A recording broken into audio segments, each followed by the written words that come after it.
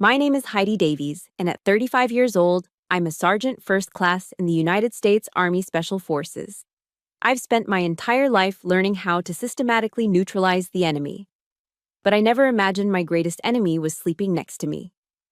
That afternoon, I came home early, a bottle of 23-year-old Pappy Van Winkle bourbon in my hand, ready to tell my husband, Mark, the news of the biggest promotion of my career.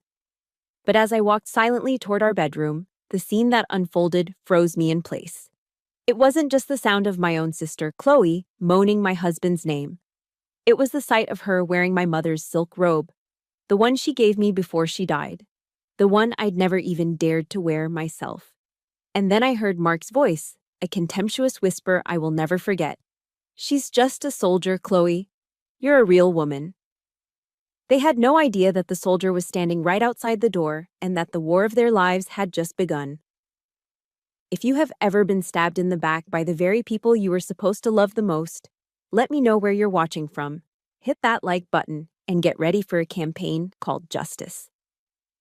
The late afternoon sun filtered through the tall longleaf pines of North Carolina, casting shifting patterns of light and shadow across the hood of my pickup. I drove with the windows down, letting the humid, earthy air fill the cab, a rare, genuine smile on my face. In the passenger seat, carefully buckled in, was the bottle of Pappy Van Winkle. It had cost me a fortune, but it was worth it. This was a day for celebrating. After years of relentless work, of deployments that felt like they would never end, of pushing my body and mind to their absolute limits, I had finally been selected to become an instructor at the Special Warfare School. It was a career-defining promotion. I pictured Mark's face when I showed him the bourbon and the 2 plane tickets to Montana I had tucked into my pocket. I imagined us sitting on our back porch tonight, the smell of Carolina-style ribs smoking on the grill, his favorite, as we planned our trip. A real vacation, just the 2 of us under that big, open sky. For years, my life had been a series of sacrifices. Long months away from home, grueling training exercises in suffocating heat and freezing cold, the constant low-level hum of danger that becomes a part of you. But I believed it was all worth it. I thought I had everything a person could ask for, a career that filled me with pride, and a husband who was my safe harbor, my peaceful return from the storm. That fragile, beautiful peace was only minutes away from being torn to shreds, and I drove toward it, completely, blissfully unaware. The first thing that hit me when I walked through the front door was the silence. It was the wrong kind of silence. Not the empty, peaceful quiet of an empty house, but a heavy, waiting silence. My training, the instincts honed over a decade of reconnaissance and threat assessment, took over before my conscious mind even knew what was happening. My body went on high alert. There, by the door, was a pair of men's shoes. Black Allen Edmonds Oxfords. Not Mark's. He lived in worn-out leather boots and running shoes. On the banister of the staircase, a contractor's blazer was slung carelessly, its fabric a sleek, corporate gray that was out of place in our rustic home. Then the smell hit me. A cloyingly sweet perfume, a vanilla and gardenia blend that clung to the air. It wasn't mine. My scent was soap, gunpowder, and the faint, clean smell of cedar from my closet. My heart began to beat faster, a hard, rhythmic thumping against my ribs. It wasn't fear. It was the cold, adrenaline-fueled alarm that signals contact with the enemy. Every step I took on the hardwood floor was silent, deliberate, my weight balanced on the balls of my feet. I was no longer a wife coming home. I was an operator clearing a structure. My eyes scanned every detail as I moved down the hallway, past the gallery of our wedding photos. There we were, smiling in our dress blues and my white gown. A monument to a promise that now felt like a cruel joke. I had trained for ambushes, for IEDs, for threats that came from the shadows. I was prepared for anything, except for the truth that was waiting for me upstairs. As I neared the top of the stairs, I heard it. First, just a muffled sound, indistinct. But then, a voice. My sister Chloe's voice, high-pitched and simpering in a way that always set my teeth on edge. And then, through the bedroom door, which was cracked open just an inch, I saw it all. Chloe was wearing my mother's pearl white silk robe. The one my mom wore in the hospital during her last days, the one she made me promise to wear on a night that was truly special. A violent, icy rage, colder and sharper than any fear I'd ever known, shot through my veins. This wasn't just an affair, this was a desecration, a violation of something sacred. And then Mark's voice, low and conspiratorial, dripping with a disdain I'd never heard from him before. "She's just a soldier, Chloe. You're a real woman." That sentence didn't make me cry. It did something far worse. It was like a clean, perfect shot to the heart of the woman I was, the wife who loved him. It killed her instantly. And in her place, the soldier rose up, fully awake and in command. The pain didn't vanish. It crystallized. It sharpened into a singular point of focus. The objective was now clear. The enemy had been identified. My training screamed at me, "Do not engage. Do not rush the objective without intelligence. Direct confrontation leads to chaos, loss of advantage."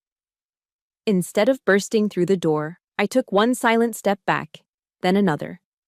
My movements were fluid, economical, devoid of emotion. I retreated into the guest bathroom across the hall, closing the door behind me without a sound. My heart was no longer racing. It was a block of ice in my chest. I pulled out my phone, my fingers steady as I navigated to the voice recorder app and hit the red button. I stood there, motionless, leaning against the cool tile wall, capturing the sounds of their betrayal. Every second of the recording was another piece of evidence, another round of ammunition. Each moan, each whispered lie, forged my resolve into something unbreakable. This was no longer a broken marriage. It was a mission. And as I stood there in the silent darkness, I gave that mission a name. Operation Downfall. I would not cry. I would not scream. I would plan. I would execute. My pain had just been given a purpose, and that purpose was their systematic and total destruction. After they left, the house was finally silent again, but the silence was now tainted, poisoned. I didn't sleep. Instead, I went to my study. The small room, once a sanctuary filled with books on military history and maps of far-off lands, now became my tactical operations center. My heavy oak desk was the command post. I plugged in my encrypted hard drive, connected my burner phone, and powered up my laptop. The first order of business was securing the intelligence I had just gathered. I uploaded the audio file from my phone to a secure anonymous cloud server. Evidence logged, assets secured. I began to work, letting the cold logic of my training take over. I opened a link analysis program and started building a network map, connecting the data points. Marked suspicious business trips over the last 6 months. Chloe's sudden, intense interest in attending military contractor events near DC. Each piece of information was a node, and as I drew the lines between them, a clear picture of a coordinated deception began to emerge. But as I worked, the image of Chloe in that pearl-white silk robe kept flashing in my mind's eye, a persistent, burning afterimage. And it dragged another memory up from the depths, a much older wound I had tried to bury for over 20 years, the memory of a gold medal and the suffocating heat of a Virginia summer. I was 12 years old. That summer was my entire world. I woke up at 5 a.m. every single day, the sky still a soft pre-dawn gray, to ride my bike to the community pool. I swam laps until my muscles burned with a fiery ache and my lungs felt raw. I spent hours practicing my flip turns until they were seamless, my skin tanned to a dark bronze from the relentless sun, the smell of chlorine permanently etched into my hair. My goal was singular, the gold medal in the 100-meter freestyle at the county championship. And I won it. I remember the weight of it around my neck, the rough texture of the blue ribbon, the overwhelming feeling that for once all my hard work had paid off in a way everyone could see. My joy lasted for exactly 1 day. The next morning, it was gone from the velvet box on my dresser. I found it around the neck of my 9-year-old sister, Chloe, as she was about to leave for school. She was parading in front of the mirror, telling her reflection about how she had won the big swim meet. When I confronted her, hot tears of rage and disbelief stinging my eyes, she just pouted. And then my parents intervened. Chloe just admires you, honey, my mother said in that placating tone she always used, as if my feelings were a minor inconvenience. She looks up to her big sister. I looked to my father, a retired Army colonel, a man whose respect I craved more than anything. I expected him to understand discipline, to understand the value of something earned. Instead, his jaw tightened. He looked at me, not with sympathy, but with disappointment. "You're the strong one, Heidi," he commanded, his voice leaving no room for argument. "Let her have it, don't be so selfish." I had to stand there, mute and shaking with a helpless fury, and watch my little sister wear my achievement to school. I had to listen to her receive praise for the victory that my aching muscles and burning lungs had earned. I was the strong one. And being the strong one meant my accomplishments were disposable, my feelings were irrelevant, and my role was to silently give, while Chloe's role was to gracefully take. Staring at the glowing computer screen in my study, the years collapsed. I saw it with the stark, brutal clarity of a satellite image. My entire life had been a replay of that exact pattern. I was always the one to push harder, to sacrifice more, to carry the weight. I joined the army, chasing my father's approval, while Chloe pursued a career as a military spouse influencer, monetizing the very sacrifices I and so many others were actually making. I was the workhorse. Chloe was the beneficiary, the one who was coddled, protected, and forgiven for everything. And Mark? He fit the pattern perfectly. He loved the benefits of my strength, the status of being married to a Green Beret, the financial security, the respect it got him in his line of work. But he resented the independence that came with it. He didn't want an equal partner. He wanted a woman he could protect, a damsel to his knight. He wanted the idea of a strong woman, but not the reality of one who didn't actually need him. This betrayal wasn't a singular event. It was the culmination of a lifetime of being minimized by the people who were supposed to love me most. A quiet, determined whisper escaped my lips. Enough. There will not be a next time. There were no tears. Crying felt like a luxury I couldn't afford, a weakness the mission did not allow. Instead, a cold, ruthless clarity settled over me. My past had taught me one invaluable lesson. Pleading my case to them, asking for fairness, was a waste of breath. They would just tell me I was being selfish again. The only way to win was to be stronger, smarter, and more ruthless than they could ever imagine. I turned my attention to Mark's personal laptop, which sat on the corner of the desk. I tried one password. His birthday. Denied. Our anniversary. Denied. Then a bitter thought crossed my mind. I typed CHLOE0814. Her birthday. Access granted. A humorless, brittle smirk touched my lips. Inside, it was a goldmine of carelessness. Hotel receipts for 2 on his solo business trips. Gushing emails. A search history that painted a vivid picture of their affair. My enemy was sloppy. I began the meticulous process of cataloging everything, creating folders, labeling files. Each file was a round in the chamber. Each piece of evidence was a pin pulled from a grenade. If you've ever been told you're the strong one, and that meant you had to silently endure injustice while someone else got a pass, please support this story by hitting the like button and let me know in the comments. Just type the word "strong" below so I know you're out there.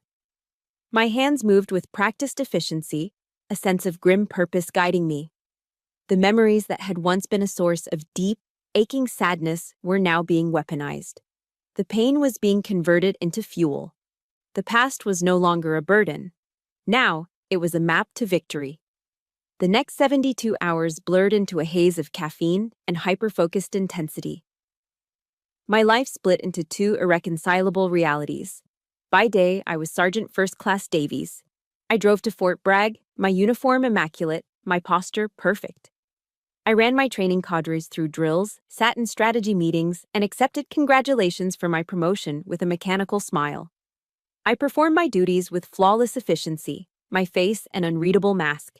My colleagues saw what they always saw: a dedicated soldier, disciplined and in control. They had no idea the real war wasn't in some distant desert, but in the hollowed-out shell of my own home. When night fell, the soldier remained, but the mission changed. My house transformed into a clandestine intelligence analysis cell.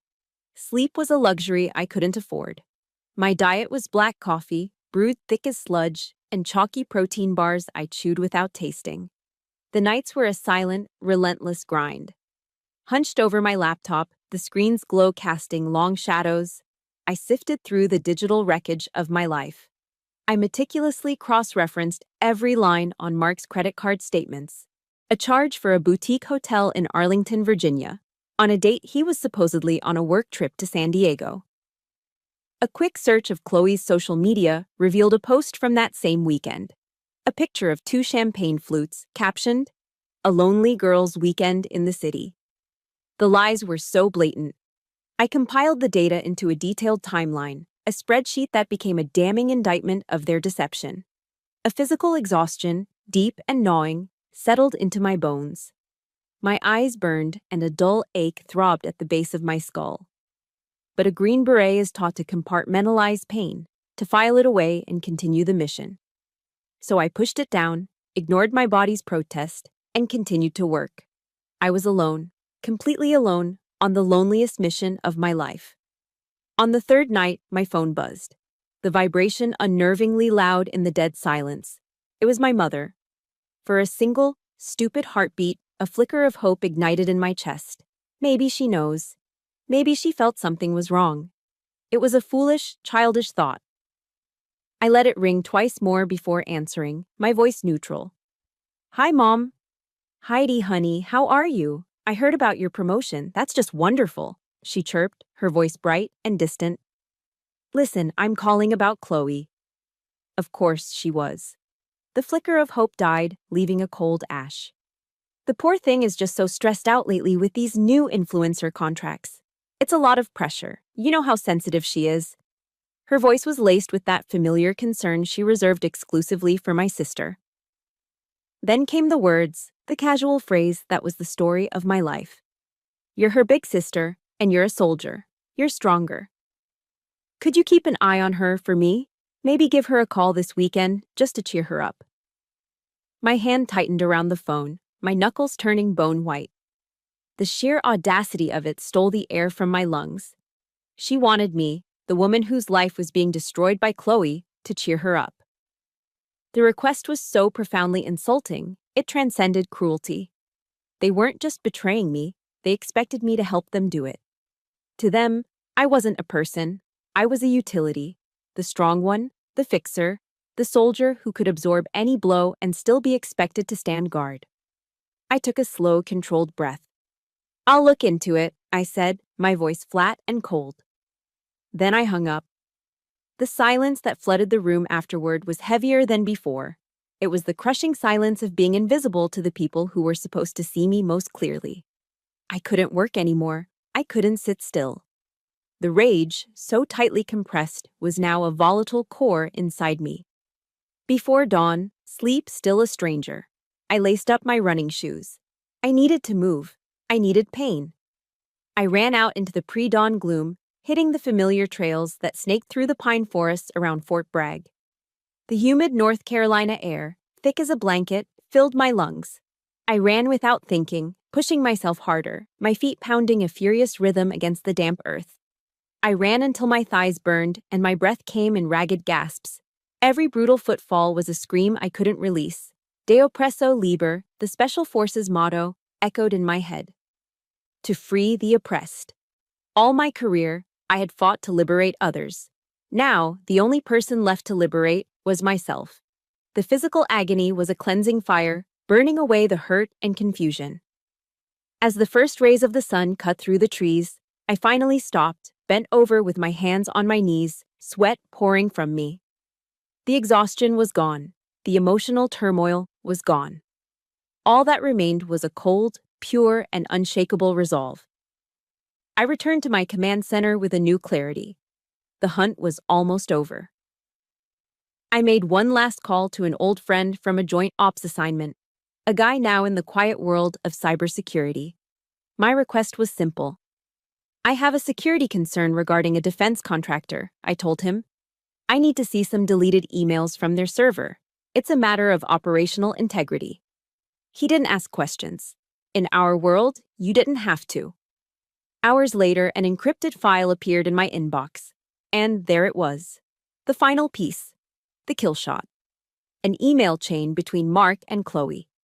In it, Mark, using his high-level security clearance, had forwarded proprietary information about an upcoming Department of Defense contract. Technical specs, budget ceilings, evaluation criteria. He was feeding her insider information, giving her an illegal advantage. This wasn't just infidelity. This was a felony, a breach of national security. It was everything I needed. Not just enough to end a marriage. This was enough to obliterate their careers, their reputations, and their futures. The mission had changed.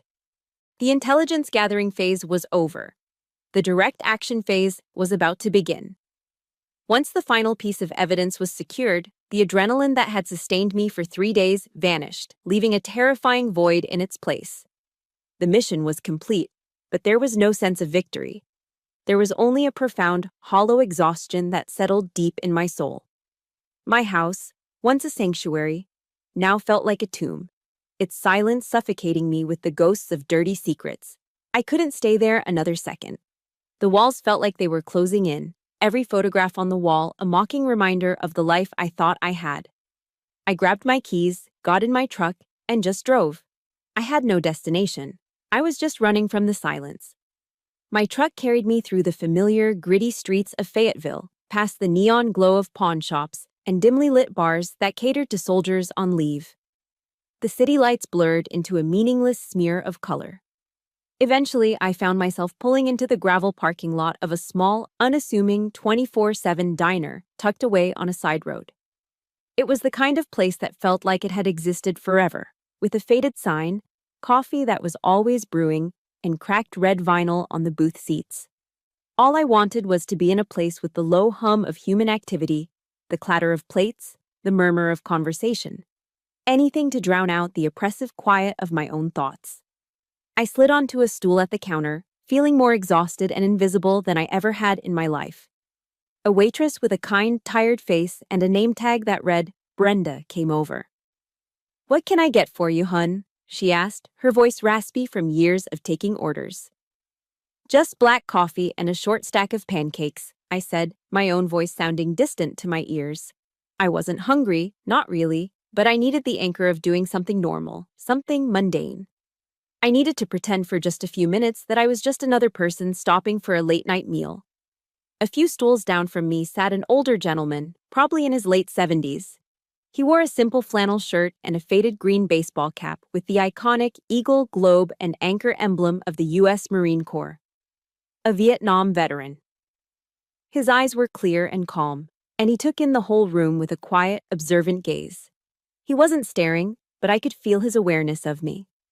It wasn't the curious, intrusive look of a stranger trying to figure you out. It was something else, something deeper. An expression of quiet, knowing recognition. He saw the way I sat ramrod straight, even on a diner stool. He saw the unconscious way my eyes scanned the room, clocking the exits, assessing the other patrons out of pure habit. And he saw the look in my eyes, what soldiers call the 1,000-yard stare. That distant, haunted look of someone carrying a weight too heavy to put into words. He had seen that look before. He had probably seen it in the mirror. He had seen it in the eyes of his brothers.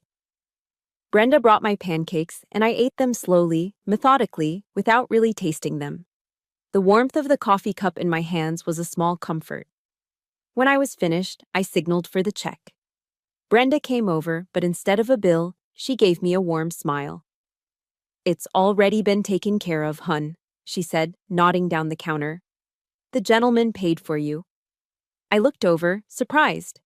The old Marine met my gaze and gave me a slight, respectful nod. He pushed himself up from his stool and walked over, his movements stiff but deliberate. He didn't ask my name. He didn't ask what was wrong. He didn't offer any empty platitudes. He simply placed a calloused, steady hand on my shoulder. His touch was firm and grounding. He leaned in slightly, his voice a low, gravelly rumble. "Thank you for your service, Sergeant," he said, his eyes meeting mine with a profound understanding. "Sometimes the toughest battles are the ones we fight at home. You stand tall." And with that, he turned and walked out of the diner, leaving me sitting there, completely stunned, the warmth of his hand still lingering on my shoulder. For the first time in days, the ironclad discipline I'd wrapped around myself finally cracked. A single, hot tear escaped and traced a path down my cheek. It wasn't a tear of sadness or self-pity. It was a tear of overwhelming, gut-wrenching gratitude. A complete stranger had given me more recognition, more respect, and more genuine compassion in those 30 seconds than my own family had shown me in a lifetime.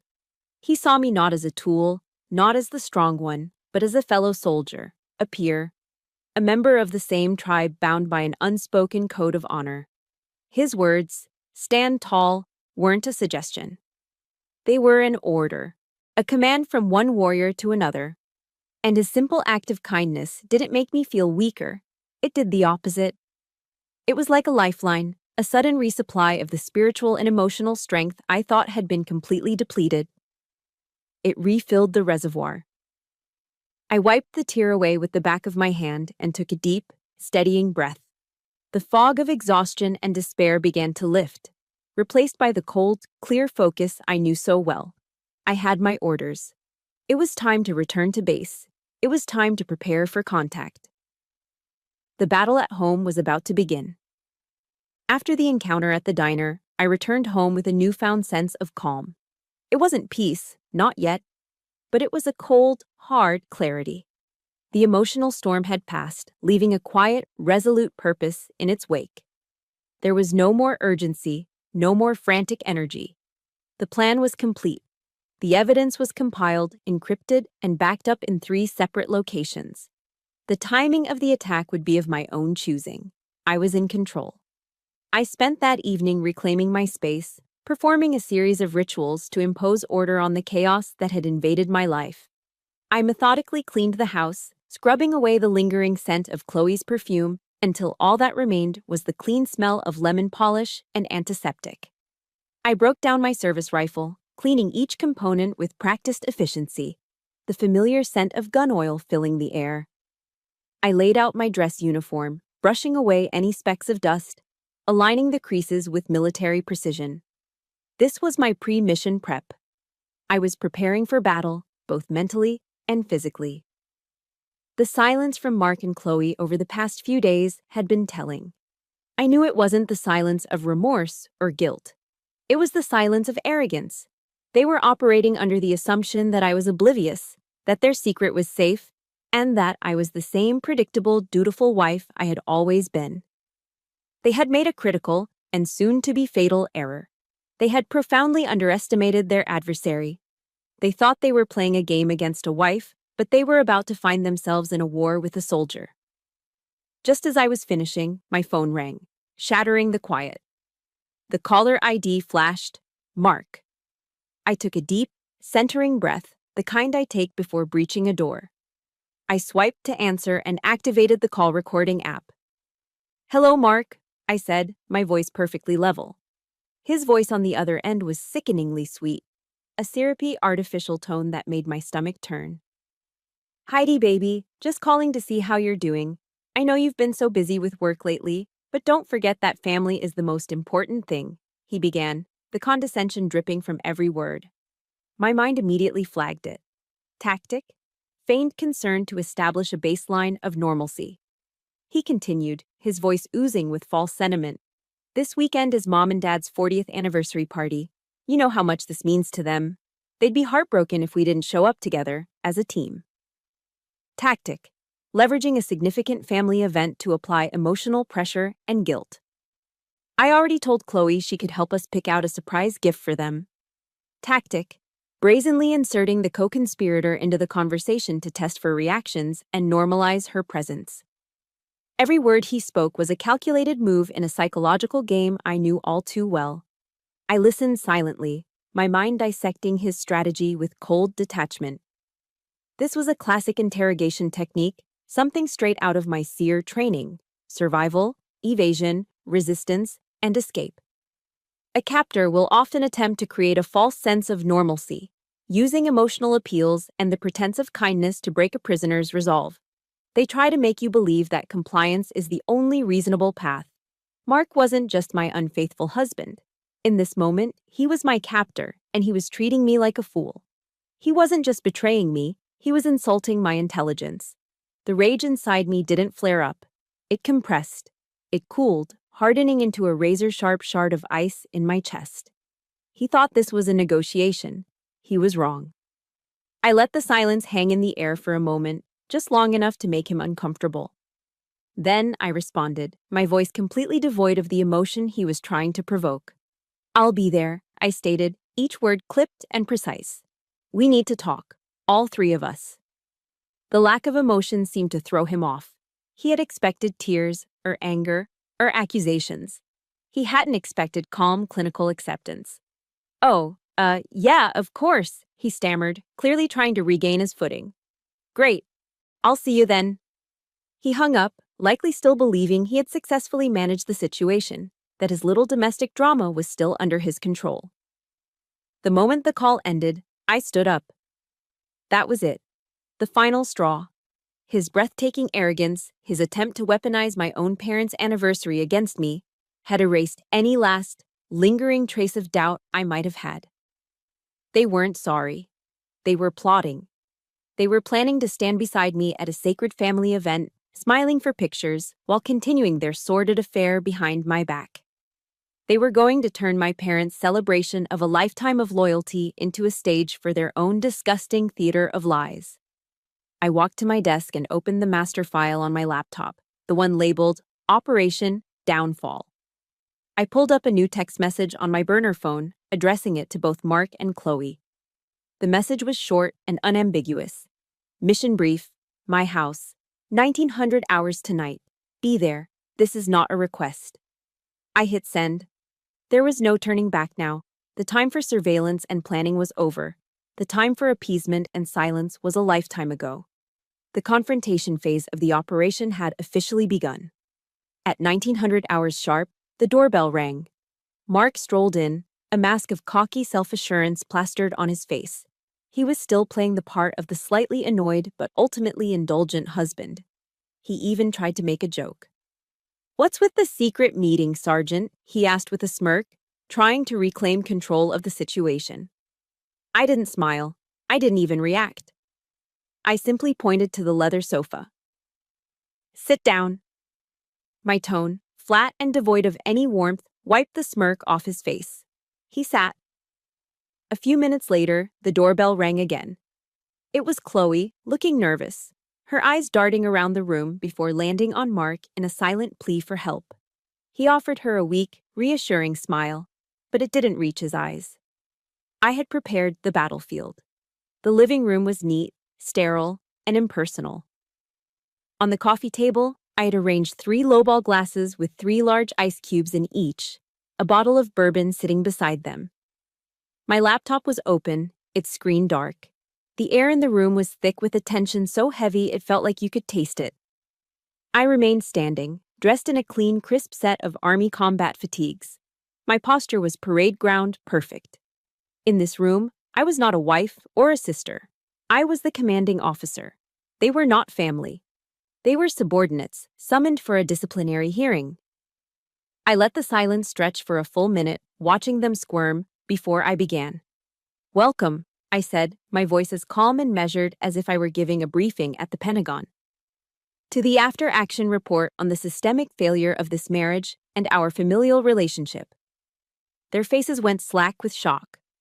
Chloe's jaw dropped, and Mark's confident facade crumbled into confusion.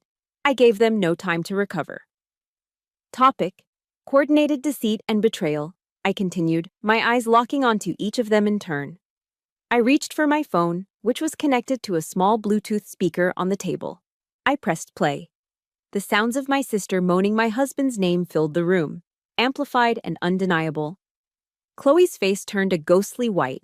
Mark looked like he had been physically struck, his mouth hanging open in stunned disbelief. After 15 seconds of the most damning audio, I hit pause. The ensuing silence was more deafening than the recording itself. "Acoustic evidence," I stated flatly. Next, I turned the laptop toward them. I clicked the spacebar, and the screen lit up with the first slide of a simple, brutal presentation. It was a screenshot of a hotel bill from Arlington for a king suite on a weekend Mark was supposed to be in California. Click. The next slide, a map pinpointing the location of a private apartment in Arlington, rented under a false name but paid for by Mark's corporate card. Click. The final slide in this section, a series of crystal clear, high-resolution photographs of the two of them, kissing passionately on the sidewalk just outside the U.S. Capitol building. Mark finally found his voice, a desperate, strangled sound. "Heidi, wait, I can explain." I held up a single hand, a gesture that cut him off instantly. "Negative. The time for explanations is over." Chloe predictably dissolved into tears, the weapon she had wielded her entire life.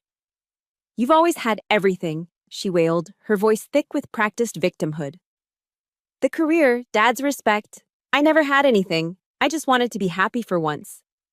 I turned my full attention to her, my gaze as cold and hard as steel. "Happiness," I said, my voice low and seething with a controlled fury, "is not built on the wreckage of other people's lives. That isn't happiness, that's parasitism. And your time as a parasite is over." I hit the spacebar one last time. A new slide appeared, showing the damning email chain. The one with the leaked contract information. "And this," I said, my voice dropping to a near whisper, "is where this operation moves beyond personal betrayal and becomes a matter of national security." The color drained from both of their faces. The fake tears on Chloe's cheeks dried up, replaced by the pale mask of genuine terror. This was the moment my instructor at the Special Warfare School had talked about. Don't argue with the enemy.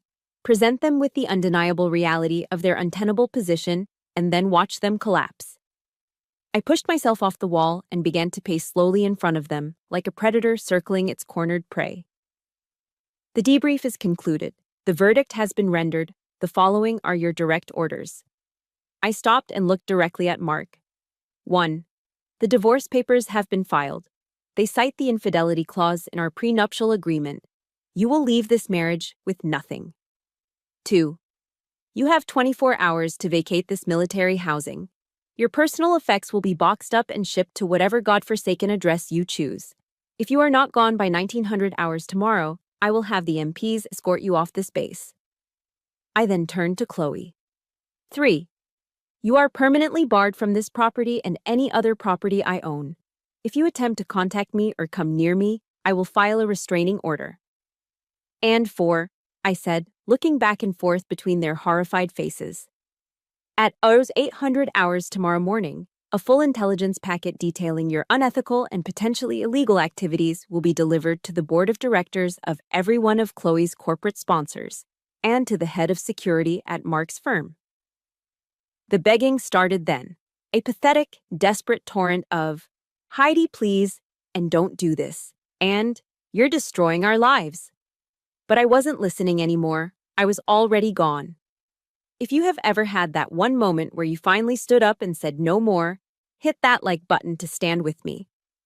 And if you believe that justice is worth fighting for, no matter the cost, comment with a single word: justice. I walked to the front door and held it open. "This is not a negotiation," I said, my voice ringing with the finality of a death sentence. "These are the consequences. Your mission was to protect this family. You both failed spectacularly. The debrief is over. Dismissed." After Mark and Chloe scrambled out of my house, their faces etched with terror, I didn't stay to savor the victory. The house was no longer a home. It was a cleared objective, a secured battlefield. Lingering there felt wrong. I needed a new command post, a neutral location to execute the next phase of the operation. I drove the 20 minutes to Southern Pines, the charming town neighboring Fort Bragg, known for its golf courses and quiet, old-money atmosphere. I found what I was looking for: a dimly lit, wood-paneled bar that was a well-known refuge for retired military officers and veterans. It was the kind of place where a woman could sit alone in a corner booth and not be bothered. I ordered a glass of Macallan 18, a deliberate choice, a quiet acknowledgement that this was a significant moment, and opened my encrypted laptop. The soft sounds of a live blues trio playing in the corner provided the perfect ambient noise for the work ahead. The judgment phase was over. Now it was time for the sentencing. There was no more rage, no more pain, just a cold, clear focus. There was no hesitation, no mercy. There was only the mission. My strategy was based on a fundamental principle of information warfare I had learned years ago. You don't attack an enemy's strengths, you attack their centers of gravity. For Mark, his entire career, his entire identity, was built on his top-secret security clearance. For Chloe, her carefully curated empire was built on the financial backing of her sponsors. Those were my targets. Target Package 1.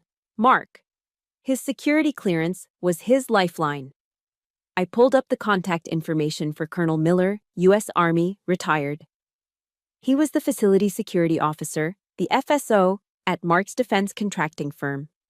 More importantly, he was an old friend of my father's, a man from a generation that viewed honor as a non-negotiable currency. I stepped outside into the cool night air to make the call. He answered on the second ring. "Heidi, daughter, it's been too long," he said, his voice warm and familiar. My voice, in contrast, was all business. Cold, professional, and precise. "Colonel, I apologize for the late call. I'm reporting a significant security concern involving one of your employees, Mark." I didn't use his last name. I didn't have to. And I certainly didn't mention he was my husband. This wasn't a domestic dispute, it was a security report. I laid out the facts in a calm, concise manner. The employee in question has falsified federal travel vouchers for personal travel, maintained an inappropriate and undeclared relationship with a subcontractor, and, most critically, has potentially compromised sensitive contract information via unauthorized electronic transfer. There was a long pause on the other end of the line. I could hear the years of command experience in that silence. He was processing, analyzing, connecting dots. When he finally spoke, the warmth was gone from his voice, replaced by a tone of cold steel. "Sergeant," he said, the formal title a clear acknowledgement that this was now an official matter. "Thank you for bringing this to my attention. Consider the issue handled. Give my regards to your father." The line went dead. That was it. No further questions were needed. He had all the information required to initiate an immediate security review.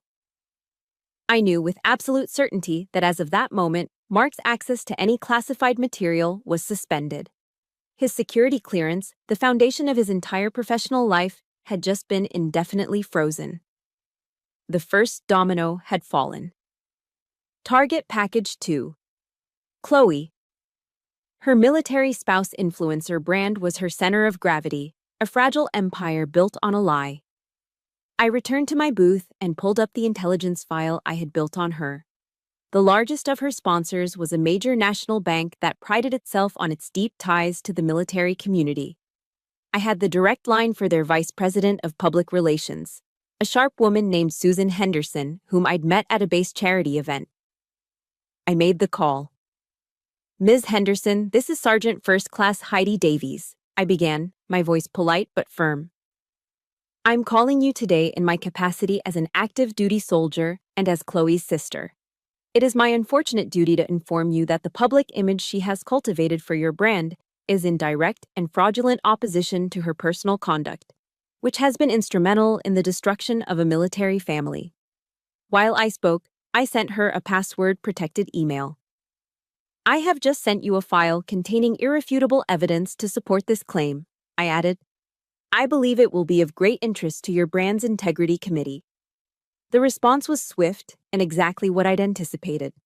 There was a shocked silence, followed by the cold, calculated tone of corporate damage control. "Sergeant Davies," she said, her voice now sharp and focused. "We are deeply disturbed by this information. Our brand has a zero-tolerance policy for this kind of behavior. Thank you for bringing this to our attention. The contract will be terminated, effective immediately." I repeated the process twice more with her other key sponsors, a lifestyle apparel company and a meal kit delivery service. Each call was a precise, surgical strike. The dominoes were now falling in rapid succession. Final target: scorched earth. The last step was to ensure there was no recovery, no path back for either of them. I opened a secure, anonymous email client. My target was a journalist I knew by reputation, a relentless investigative reporter for a major national newspaper who specialized in sniffing out corruption in the defense industry. The email I composed was a masterpiece of brevity and implication. Subject: a tip. Body: start digging into the expense reports of senior executives at Mark's company name and their relationships with subcontractors, specifically those in the influencer space. There's a major scandal there waiting to be uncovered. I didn't include names. I didn't include evidence. I just planted the seed. I knew this reporter's reputation. He was a bloodhound. He would follow the scent. This single email would do more than just get Mark fired. It would create a cloud of suspicion over the entire company, making Mark radioactive. He would be blacklisted, unemployable in the industry he had built his life around. Forever. I hit send, then closed the laptop. I picked up my glass and drained the last of the smooth, smoky bourbon. The blues trio was playing a low, mournful tune. It was the perfect soundtrack. The sentencing was complete. The execution phase of the operation was over. All that was left was to watch the aftermath. The next morning, I was at my desk at Fort Bragg by 800 hours, reviewing lesson plans for an upcoming class. The world outside my office was calm, orderly, and blissfully unaware of the synchronized demolition I had set in motion less than 12 hours before. I had fired the missiles. Now, I would simply monitor the incoming reports of direct hits. The first impact report came via a text from a former colleague who now worked at Mark's company. It read, "All hell just broke loose here. You won't believe what's happening with Mark." At that exact moment, at 8:30 a.m., Mark was walking through the lobby of his office building, trying to project an aura of normalcy. He had a venti latte in one hand and was nodding at colleagues, the picture of a man in control. He'd just received an email summoning him to an urgent meeting with Colonel Miller and HR. But he likely assumed it was a standard, if annoying, corporate procedure. He walked into the conference room, and the blood drained from his face. Colonel Miller was there, his expression grim. The head of HR was there, refusing to make eye contact. And sitting at the polished mahogany table were two other men in dark, conservative suits that screamed, "Federal Government." There were no pleasantries. Colonel Miller didn't even offer him a seat.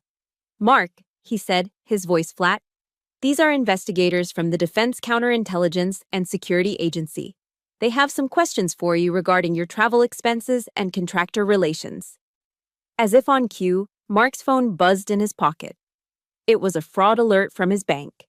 "Notice, your joint account has been frozen pending review." He fumbled to silence it, a bead of sweat tracing a path down his temple. As the investigators began their questioning, a uniformed security guard entered the room and placed a cardboard box on the table. A second guard quietly deactivated Mark's security badge from a remote terminal. 15 minutes later, the man who had walked in as a respected senior executive was escorted out of the building like a common criminal, carrying the pathetic contents of his desk in a box, under the shocked and curious stares of everyone he had ever worked with. A 15-year career, vaporized in 15 minutes. While Mark's world was imploding in North Carolina, the shockwave hit Arlington, Virginia. Chloe was just waking up in her chic, overpriced apartment, probably scrolling through her phone for morning engagement metrics. But instead of fawning comments and likes, she was met with a digital firestorm. The first email was from her largest sponsor, the military-focused bank. The subject line was cold and direct. Immediate termination of contract. The body of the email was even more brutal, citing a morals clause violation and demanding the immediate repayment of her most recent quarterly advance. Before she could even process it, another email arrived. Then another. The apparel brand, the Meal Kit Company, all terminating their contracts, effective immediately. Her business partners, the photographers and social media managers who helped build her facade, were flooding her with panicked text messages demanding to know what was going on. She scrambled to open her Instagram page, the carefully curated shrine to her fictional life as the perfect military spouse. It was a war zone. The comment sections of her latest posts, once filled with heart emojis and praise, were now a torrent of accusations and disgust. News travels fast in the tight-knit online military community. Rumors were already swirling, and her followers, the very people she had built her empire on, were turning on her with breathtaking speed. Her digital kingdom was burning to the ground in real time. Back in my quiet office at Fort Bragg, my phone buzzed. It was a call from Chloe. I let it go to voicemail. A few seconds later, the notification for a new message popped up. I put the phone on my desk, turned on the speaker, and continued my work as her voice, shrill and unrecognizable, filled the room. Gone was the sweet, simpering girl. In her place was a panicked, hysterical stranger. "Heidi, what did you do?" she shrieked, her voice cracking with sobs. "They're suing me. My sponsors are dropping me. I'm ruined. You can't do this to me. I'm your sister. Please, Heidi, call them. Tell them it was all a misunderstanding. I'm begging you." I listened to the entire rambling message, my face completely impassive. When her desperate, gasping pleas finally ended, I picked up the phone. My thumb hovered over the screen for a second before I pressed a single button. Delete.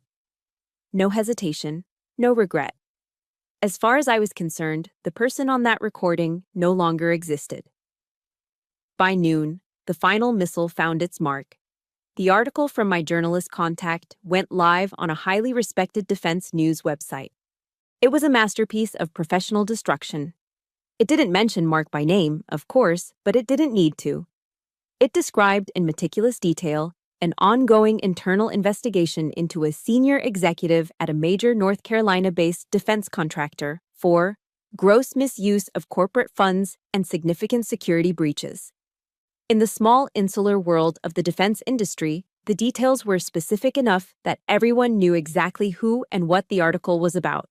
Mark wasn't just fired, he was now publicly disgraced, blacklisted. The door to his entire world had just been slammed, bolted, and welded shut. In less than 24 hours, the lives they had built on lies and betrayal had been systematically and completely dismantled. Their careers, their finances, their reputations, all reduced to ash. The mission was a success. The battlefield was clear. In the days following the detonation, a strange, heavy silence descended. The frantic, pleading voicemails from Chloe stopped. The angry, accusatory texts from Mark ceased. They had simply vanished, swallowed whole by the consequences they had created. The war was over, the battlefield was quiet, but I didn't feel the euphoria of victory I had expected. Instead, I felt a profound, soul-deep exhaustion. It wasn't physical, it was a spiritual weariness, the kind that comes after a long, brutal campaign. I had won. But the price of victory was a part of my own past, a part of my own identity, which was now dead and buried. I found myself wandering through the rooms of my house, a house that was now entirely, unequivocally mine. I'd run my hand over the arm of the sofa where Mark used to sit, or look at the empty space on the wall where a family portrait used to hang. The objects were the same, but they were hollowed out, stripped of their meaning. They no longer triggered memories, only a dull, empty ache. They were just things. Wood, fabric, and glass. The ghosts had been exorcised, but they had taken the history of the house with them, leaving behind a sterile, silent museum of a life that was no longer mine. Then, on a quiet Saturday afternoon, my phone rang. The screen displayed a picture of my father, standing proudly in his dress blues. I knew this call was coming. It was the final, unavoidable engagement of this war. I let it ring 3 times, took a steadying breath, and answered. "Heidi," my father's voice was stern, heavy with a formal disapproval I knew all too well. "Your mother told me everything. I can't believe it." I waited. I held my breath, waiting for the words I had craved my entire life. For a word of comfort. For an acknowledgement of my pain. For him to finally say, "I'm proud of you for standing up for yourself." But it never came. "I know you're hurt, Heidi," he continued, his tone shifting from anger to a kind of weary lecture. "But she is still your sister. Blood is blood. Family is about forgiveness. You've gone too far. You're tearing this family apart. Your mother has been crying for days." Every word was a shard of glass grinding into an open wound, the familiar, soul-crushing pattern repeating itself one last time. Even now, after everything I had endured, after the blatant theft and the public humiliation, I was still the one at fault. I was still the strong one, the one who was expected to absorb the pain, to forgive the unforgivable, to hold the family together even as it was actively poisoning me. He wasn't seeing a daughter who had been betrayed. He was seeing a soldier who had broken rank, a subordinate who had disobeyed the unwritten rule that Chloe's happiness was always the primary objective. I listened patiently, not interrupting him once. I let him say everything he needed to say. When he finally finished, a heavy silence hung between us.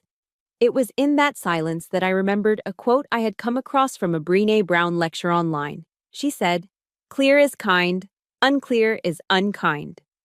It was time to be kind. To myself. "Dad," I said, and my voice was eerily calm, steady, and devoid of the pleading tone I had used with him my whole life. "I have spent my entire life being the strong one for this family.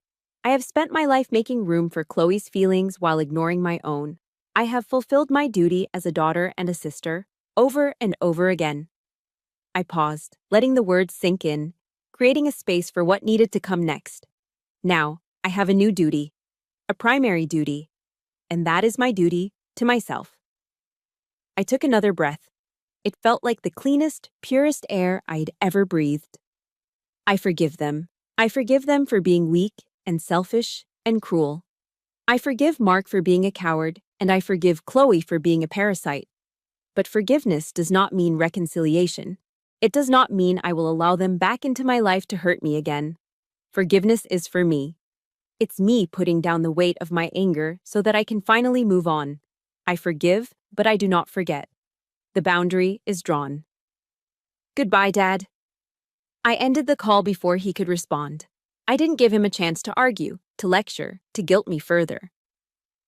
The conversation was over. The relationship, as it had existed, was over. After I hung up, I didn't cry. I felt a strange, quiet sense of peace settle over me. The final, heaviest weight had just been lifted from my shoulders. The lifelong, exhausting struggle for their approval, their recognition, their love. It was finally done. I had released myself from the burden of their expectations. I had liberated myself. I walked into my study and sat at my desk, the command center of my personal war. I opened the master folder on my laptop one last time. Operation Downfall. Inside were all the weapons I had gathered, the audio file, the photographs, the financial statements, the emails, my entire arsenal. With a steady hand, I dragged the entire folder into the trash icon on my desktop. Then, I moved the cursor over the icon, right-clicked, and selected Empty Trash. A small confirmation window popped up. "Are you sure you want to permanently delete these items?" One final, decisive click, and it was all gone. The war was well and truly over. Not because the enemy had been destroyed, but because I had finally chosen to walk off the battlefield. I had chosen my own peace. A year later, the sky over Montana is a perfect, impossible shade of blue. I'm sitting on the porch of a small rented log cabin, nursing a warm mug of coffee. In front of me, the majestic Absaroka Mountains pierce the horizon, their peaks still dusted with a hint of snow even in the late summer. This is the very place those 2 plane tickets were for, the trip I'd planned to celebrate a promotion and a future that turned out to be a lie. But sitting here now, alone, I don't feel lonely. I feel whole. The air is crisp and clean, filled with the scent of pine and damp earth. There is a profound silence here, not the heavy, oppressive silence of my old house, but the living, breathing quiet of nature. It's the sound of absolute freedom. Life has changed in ways I never could have predicted. My role as an instructor at the Special Warfare School has been more fulfilling than I ever imagined. But my greatest achievement of the past year wasn't marked by a formal commendation or a plaque on the wall. It happened on Thursday nights, in a quiet corner of a coffee shop just off base near Fort Bragg. It started organically. A young female sergeant from another unit approached me after a training exercise, asking for advice on dealing with a condescending superior. I met her for coffee. She brought a friend the next time. Soon, I had a small, informal gathering of young servicewomen who would meet with me every week. We never talked about tactics or weaponry. We talked about life. We talked about what it means to be a strong woman in a world still dominated by men. We talked about dealing with bias, about balancing the immense demands of duty with a personal life, and about the crushing pressure to always be tougher, stronger, and better than everyone else just to be seen as equal. I never told them the full story of Operation Downfall. I didn't have to. I just shared the lessons. I talked about the vital importance of setting boundaries, of defining your own worth, and of understanding that your value is not determined by anyone else's opinion. Not your bosses, not your partners, and especially not your families. I'd learned a quote from the great Maya Angelou that became my guiding principle. I can be changed by what happens to me, but I refuse to be reduced by it. My own trauma, the deepest wound of my life, hadn't been a fatal blow.